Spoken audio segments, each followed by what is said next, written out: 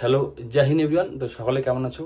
তো তোমরা সকলেই জানো যে বর্তমান ইলেকশন সময়, তো সেই জন্য আমি আগের মতো রেগুলার ভিডিও দিতে পারছি না। যেহেতু ইলেকশনের সময়, তো সেই জন্য আমাদের ডিউটির প্রচণ্ড চাপ।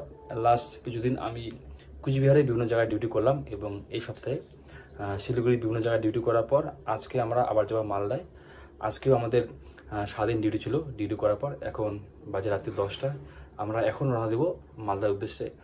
তো এখান থেকে কম করে 7 থেকে 8 ঘন্টা লাগবে আমাদের মালদা পৌঁছতে, এবং সেখানে পৌঁছে আমরা কালকে আবার ডিউটি করব। সেখানে আমাদের কালকে ডিউটি রয়েছে, তো সেই ডিউটি পারফর্ম করব। তো তোমরা বুঝতে পারছো কতটা চাপ যাচ্ছে বর্তমানে, যেহেতু ইলেকশনের সময়, তো সেই জন্য ডিউটির চাপ চলছে।